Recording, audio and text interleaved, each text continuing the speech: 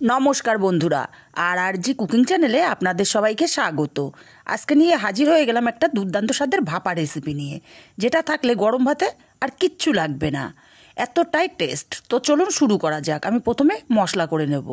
Mixture জারের মধ্যে দিয়ে দিচ্ছি 1 চামচ কালো সর্ষে, 1 চামচ সাদা সর্ষে আর 1 চামচ পোস্ত দানা। পোস্ত দানাটা দিয়েছি, ক্যামেরাটা অফ ছিল দেখাতে পারিনি।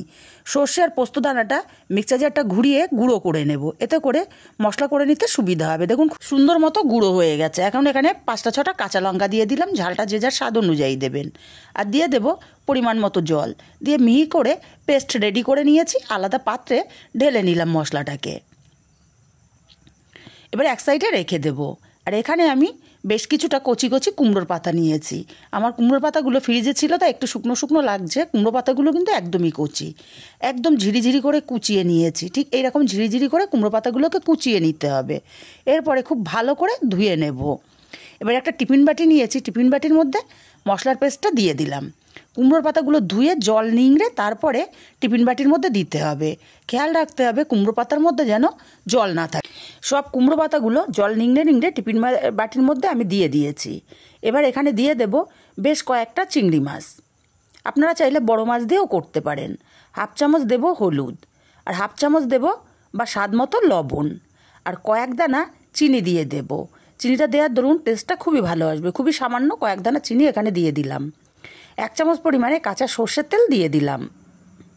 এবার সব কিছু হাত দিয়ে ভালো করে মেখে নিতে হবে, যাতে কুমড়ো পাতাগুলোর মধ্যেও মশলাটা খুব ভালো মতো মিশে যেতে পারে। মাখতে মাখতে কুমড়ো পাতাটা কিন্তু একদমই কমে এসছে। এখন ভালো করে টিফিন বাটির মধ্যে ছড়িয়ে দিলাম। ওপর থেকে দিয়ে দেব 3টে চেরা কাঁচা লঙ্কা, আর দিয়ে দেব 1 চামচ পরিমাণে সর্ষের তেল। এবার টিফিন বাটির ঢাকনাটা আটকে আমি রেডি করে নিয়েছি। এবার একটা কড়াইতে দিয়ে দেব বেশ কিছুটা জল। মাঝখানে একটা স্ট্যান্ড বসিয়ে দিলাম। তারপর টিফিন বাটিটা বসিয়ে দেব, আর ওপর থেকে ঢাকনা দিয়ে 20 মিনিট আমি ভাপিয়ে নেব।